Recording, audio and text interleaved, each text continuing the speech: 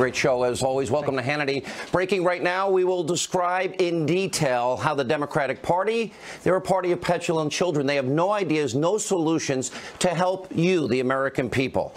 Now, they proved it all last night by sitting on their hands last night and pouting like children while President Trump was highlighting America's successes at the State of the Union address. And the out-of-touch liberal media hysterical over President Trump's speech that you, the American people, overwhelmingly approved of. We're going to show you the many unhinged examples. Also breaking right now, we have sources are telling us that the release of the highly classified memo showing massive FISA abuses against the Trump campaign could happen as early tomorrow, perhaps as late as Monday. Plus, some top-ranking FBI, DOJ officials are absolutely terrified at this hour about what that memo will expose, and they should be. We'll explain, and that and much more in tonight's Breaking News Opening Monologue. All right, the president delivered a soaring first State of the Union address. Almost 50 million Americans watched last night. And by the way, by far, more people watched the Fox News channel. We really want to say thank you so much for trusting us. We want to earn that trust every day. Now, the speech highlighted the president's many accomplishments, and he touted how he is now enacting Reagan-style conservative principles, and they're working. Now, of course, the vast majority of Democrats, led by negative Nancy Pelosi, they hated every single second of it, and it was obvious. And they sat on their hands with a scowl on their face, refusing to applaud things you would think they'd want to applaud. Historically low unemployment in the country. Now, just take a look at some of the examples of the Democrats just playing petty partisan politics. Take a look.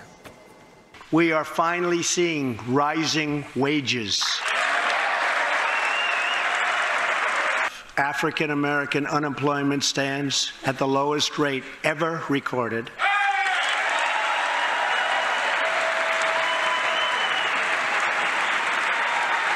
Hispanic American unemployment has also reached the lowest levels in history. All right, we're going to have more on the Democrats' ridiculous behavior. That's coming up later in the show. You see, the left in America, they have no ideas. They have no solutions. They don't stand for anything except they're against President Trump. They hate President Trump. Now, Congressman Luis Gutierrez even walked out of the speech during chants of USA, USA, and his excuse? Oh, he had to get ready for an interview. White House Press Secretary Sarah Sanders is calling out Pelosi and the Democrats with some really, really powerful truth. Take a look. I think Nancy Pelosi looks like that all the time. I think she should smile a lot more often. I think the country would be better for it. She seems to kind of embody the bitterness that belongs in the Democrat Party right now. I think last night was a good step forward. Hopefully they can let go of some of that, and they have to make a big decision. They need to decide, Chris, do they love America more than they hate this president? And are they willing to put some of those differences aside, come together, and do what's right for this country? Now, wouldn't that be great? What a terrific point. Come together, fix the country, help the forgotten men and women. Well, will Democrats ever put the country before the hatred of the president? Interesting question to ponder. Now, we have our doubts. Remember, they supported 8 years of Obama's failure. We had 13 million more Americans on food stamps, 8 million more in poverty, the lowest labor participation rate since the 70s, the worst economic recovery since the 40s, the lowest home ownership rate in 51 years, and Obama accumulated more debt than every other president before him combined. And he was the only president never to reach 3% GDP growth in the course of his presidency in any one given year. And then you have the liberal mainstream media. They are in full breakdown, freak-out mode over the president's successful State of the Union address. You can't make this up. Their bias is so transparent. What you saw tonight was President Trump, I think, and with one hand reaching out his hand to Democrats, and with the other hand holding up a fist. If the president met with me after the speech, I would say to him, well, that was how not to give a unifying speech. Again, sort of stoking, I think many would say, racial tensions by bringing up this issue of kneeling. I think his rhetoric last night set things back. The way he sold immigration really offended a lot of Democrats that were listening in that room. If that was an attempt at unity, he's got a lot of work to do. I go through these things, especially these teleprompter speeches he gives. It's not him, but you can tell he's reading it. He doesn't own it. He was selling sweet-tasting candy with poison in it. I thought it revealed Donald Trump's deep and almost sort of sad obsession with being liked. You tell me what about the that room is supposed to respond like this to the great dictator? No, but they're not supposed to sit on their hands. Really?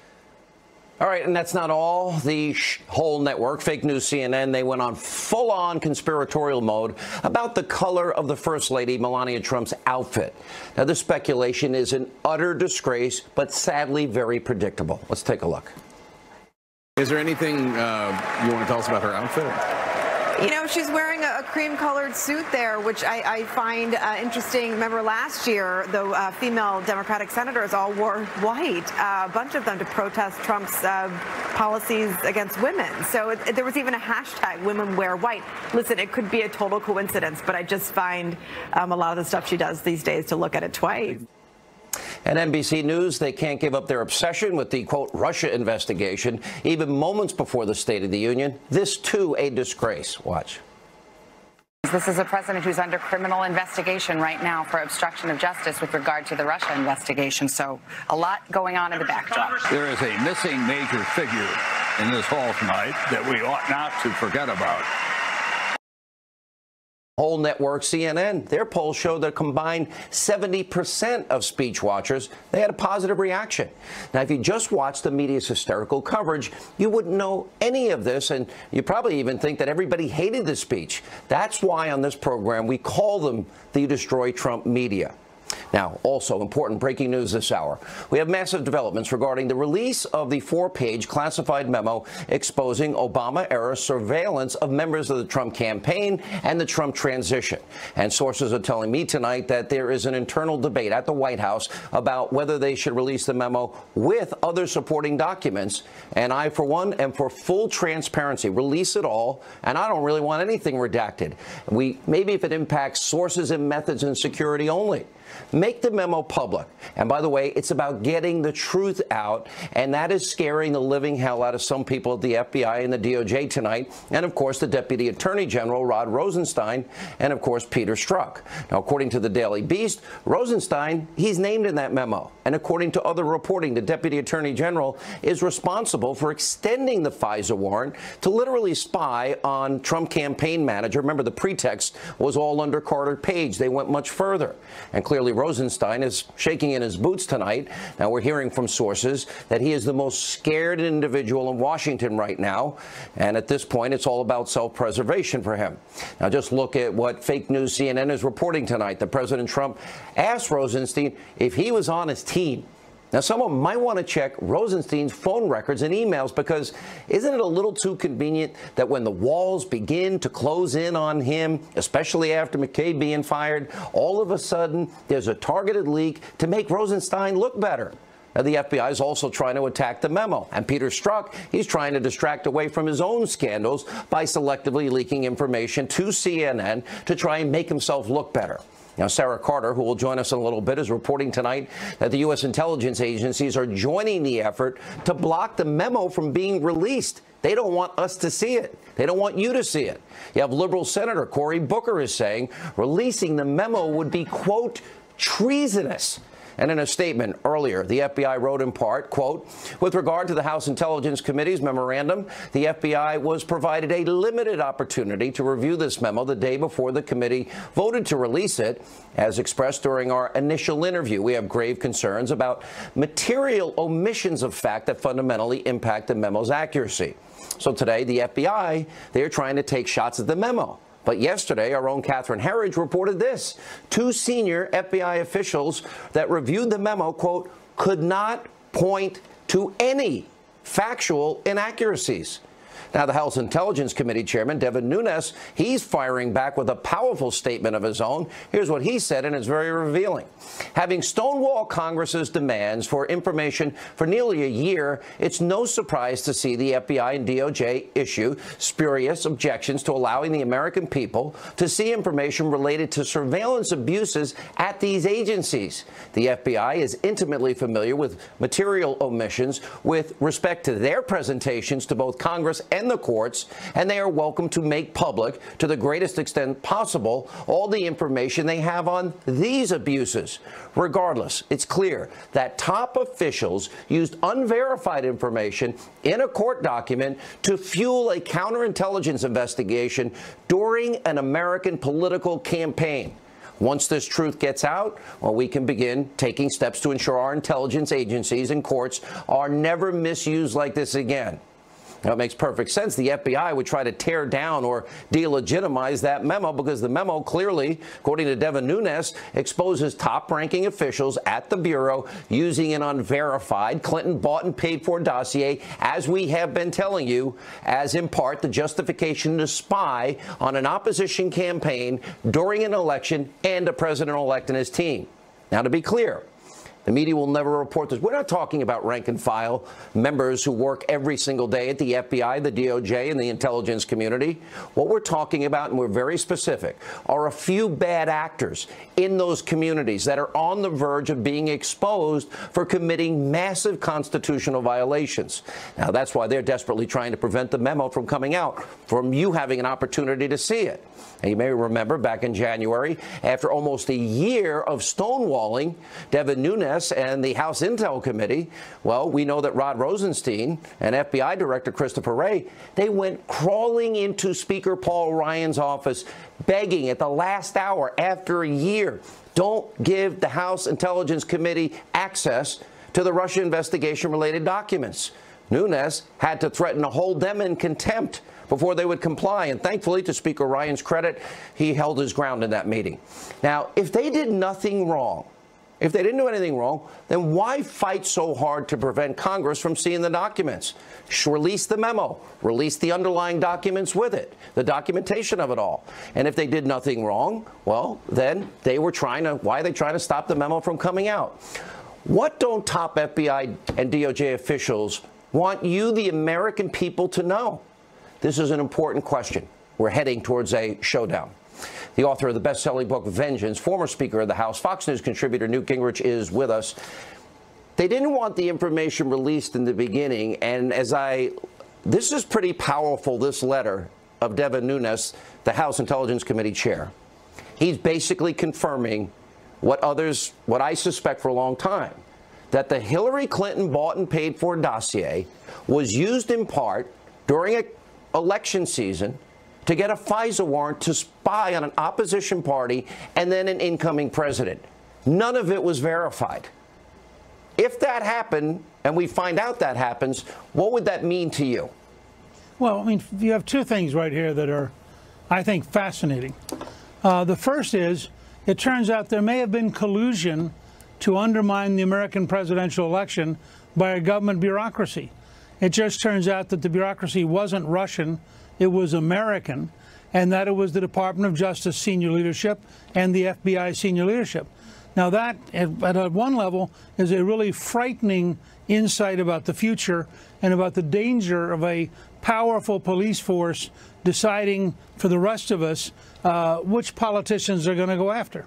The second thing that hit me, though, as you were talking, is there's this new movie out which glorifies the Washington Post, the printing of government documents, the courage of the Post leadership.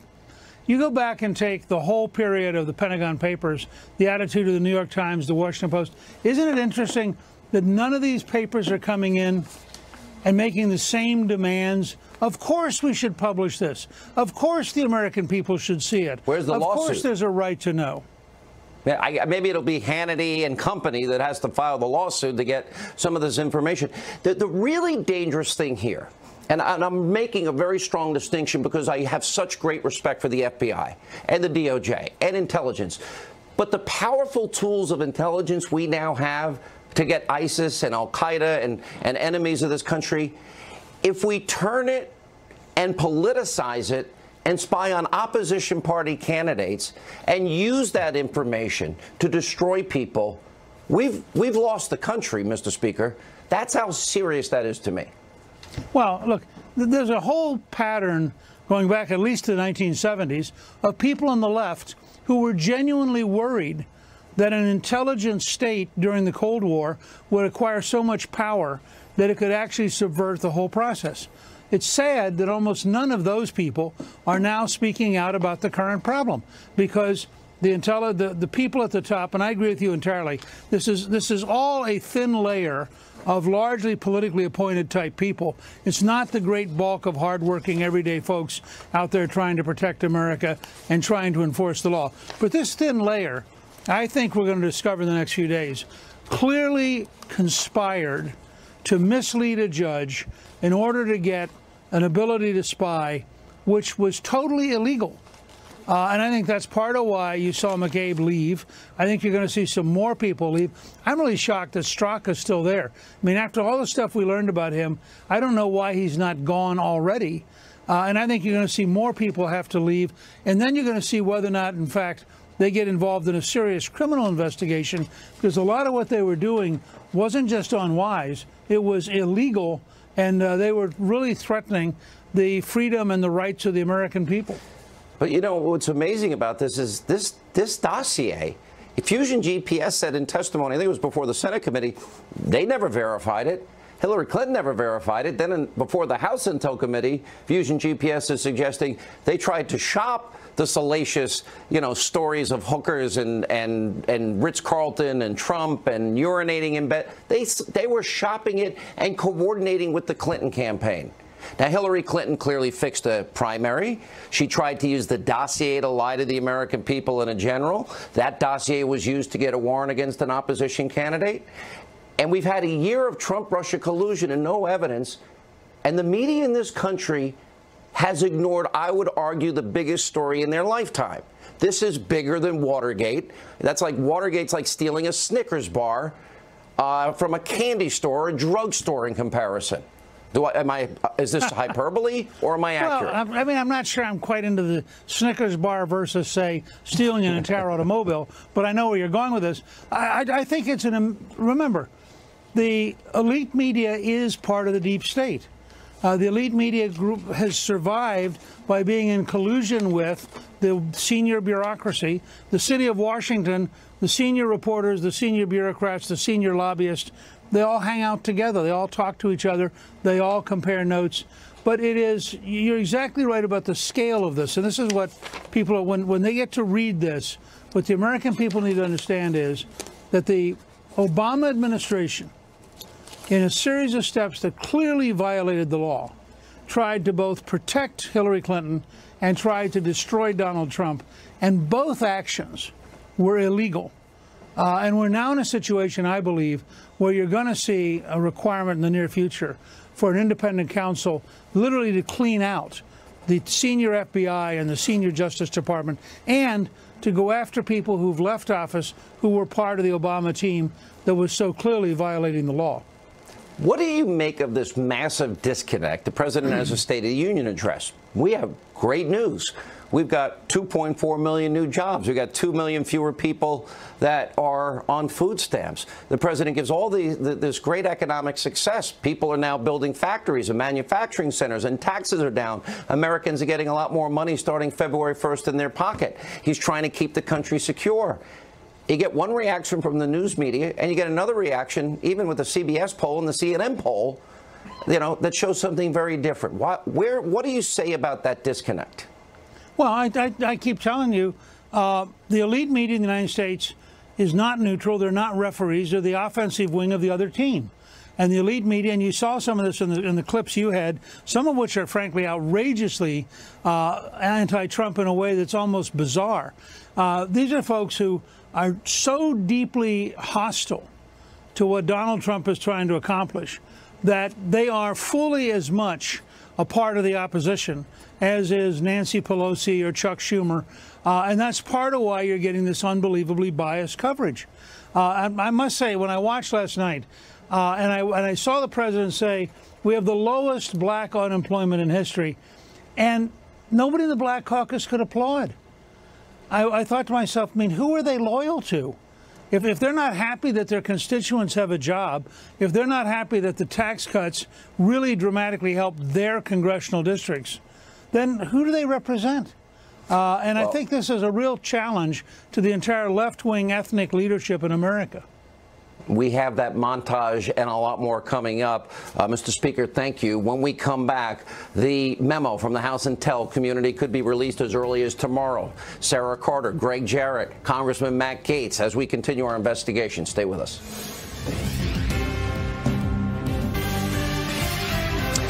All right, joining us now with reaction to tonight's opening monologue, Florida Congressman Matt Gaetz, Fox News contributor Sarah Carter, and Fox News legal analyst Greg Jarrett. I have a source, Matt, that actually suggested to me that is as shocking as this 4-page memo is going to be, the foundational information by which it was written, it's going to come on the heels of it, and it's going to be like a slow drip. There are those that are saying, release it all. Would that be a good idea?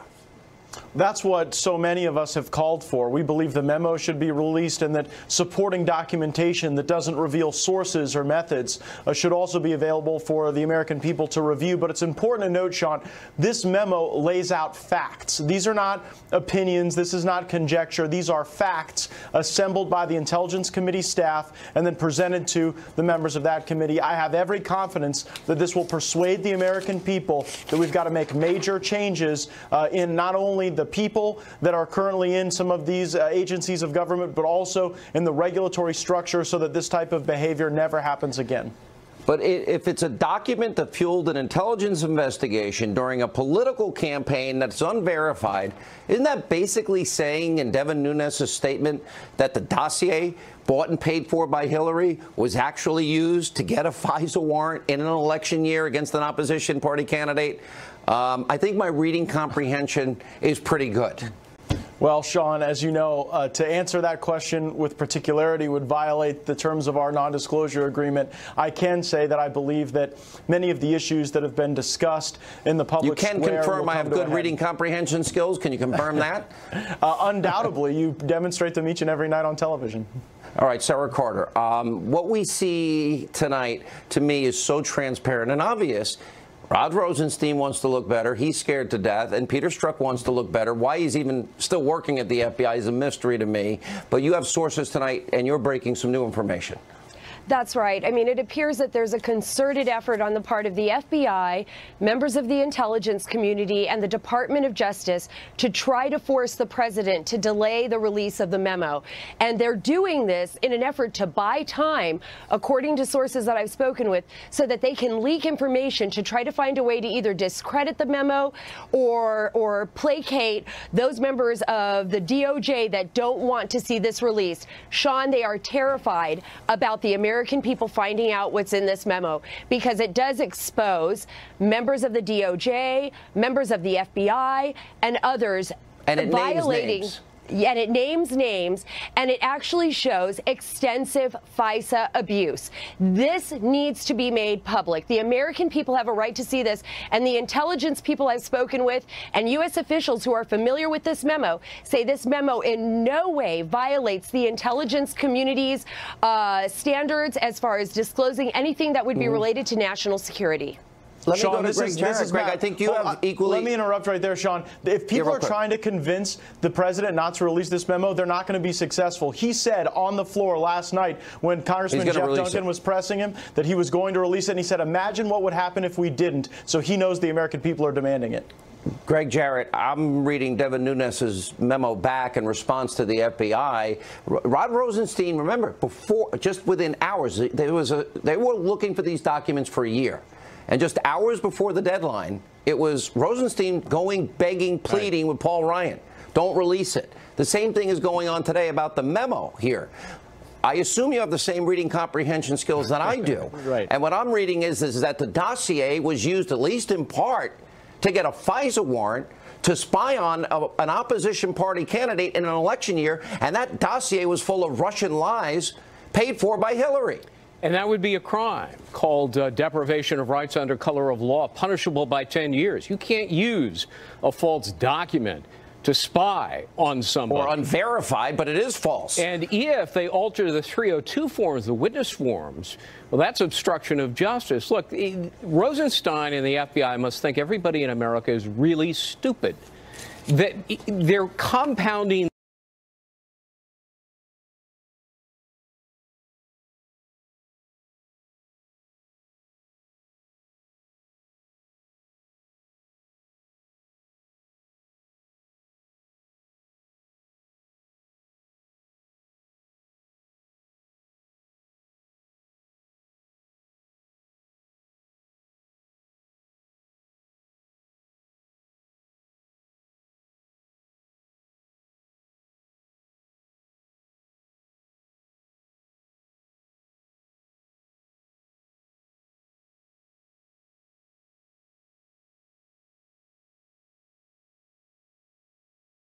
This came up in the McCabe firing. This is beyond serious. You have reporting on this. Can you share it tonight?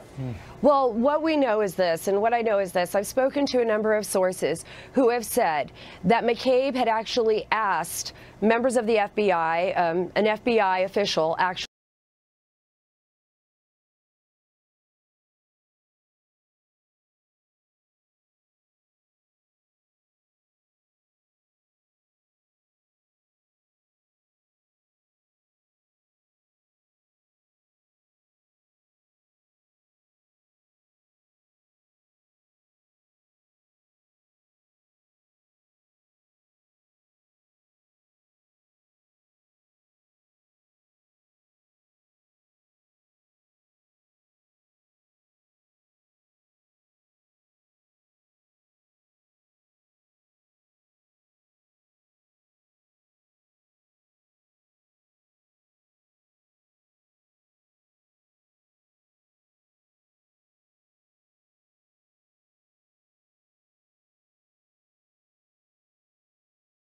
then what?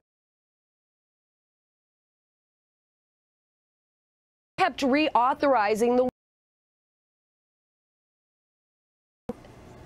There is discussion that it was Rod Rosen on faulty information. Gates, wait a minute. The guy that appointed the special counsel extended a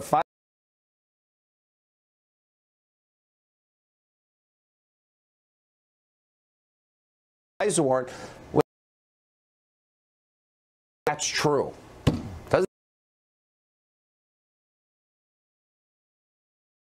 False information on a false FISA warrant?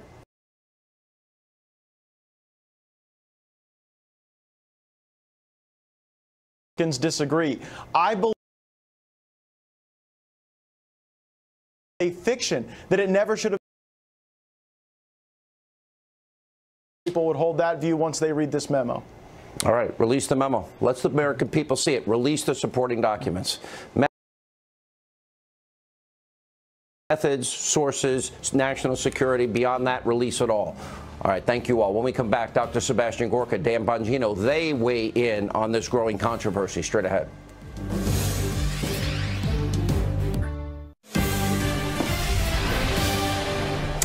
So the president gave a powerful State of the Union address. He praised the nation and called for bipartisanship to pass an American agenda that works for us, works for you. Let's take a look. Let's begin tonight by recognizing that the state of our union is strong because our people are strong. This, in fact, is our new American moment. There has never been a better time to start living the American dream.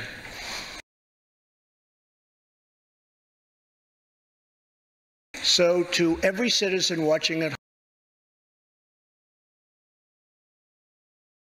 home tonight, no matter where you've been or where you've come from,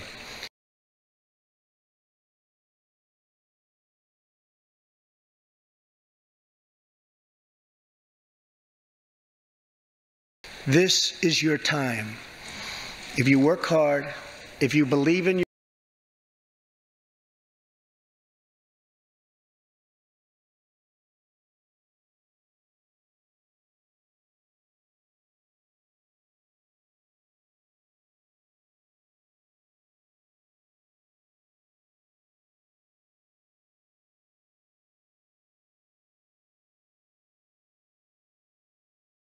yourself, if you believe in America, then you can dream anything.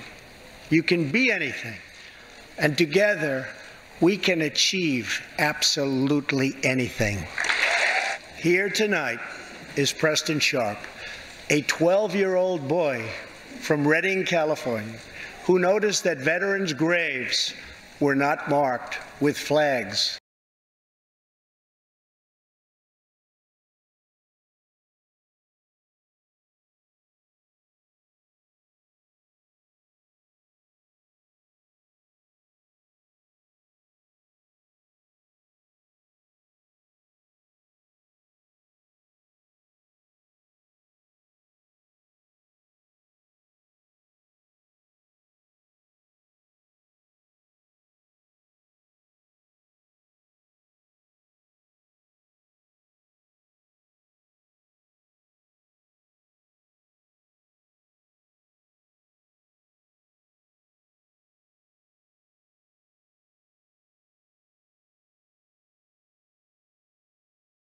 on Veterans Day.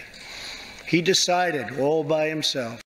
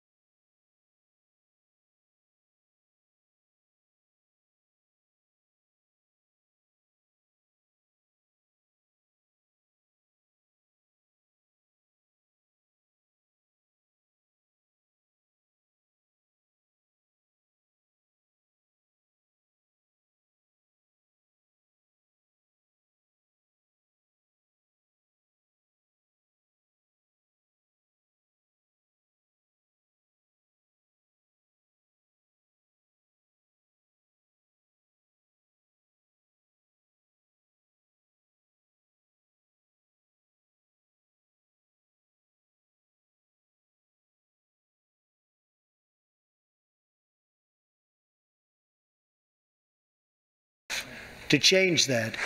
Preston's reverence for those who have served our nation reminds us of why we salute our flag, why we put our hands on our hearts for the Pledge of Allegiance, and why we proudly stand for the national anthem.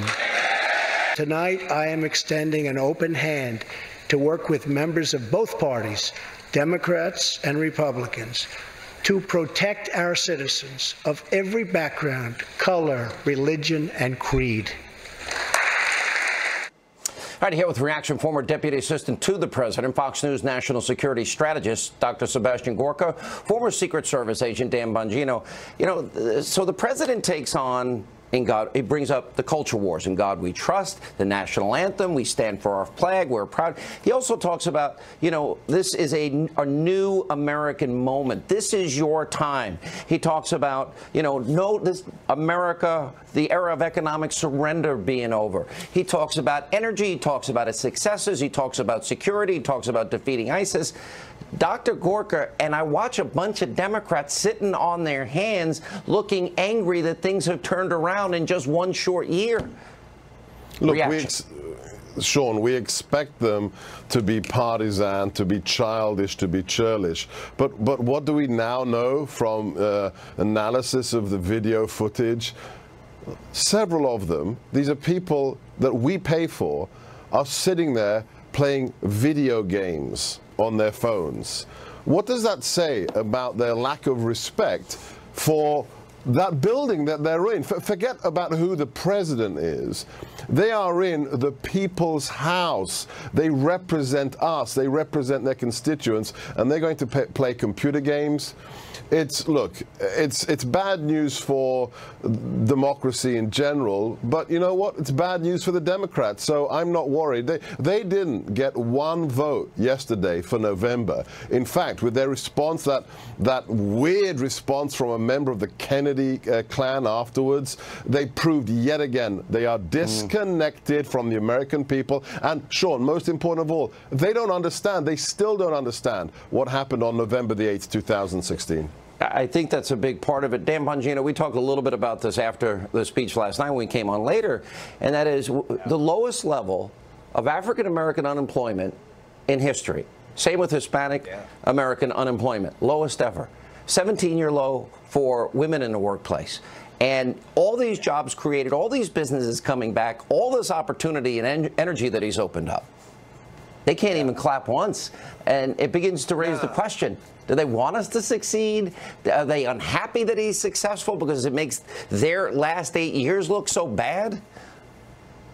No, they don't want us to succeed, Sean. I mean, can I just be candid with you? I'm not talking about voting Democrats out there, so don't tweet me, okay? Again, I always get hate mail after this. I'm talking about the Hill Democrats and the partisan far-left extremist liberal hacks. They hate the country. They hate economic freedom. They hate Donald Trump. They hate everything about us. I don't think they hate the country. Look, I have friends that are on the left. I think they love their own power. And instinctively they know that 8 years we had failure.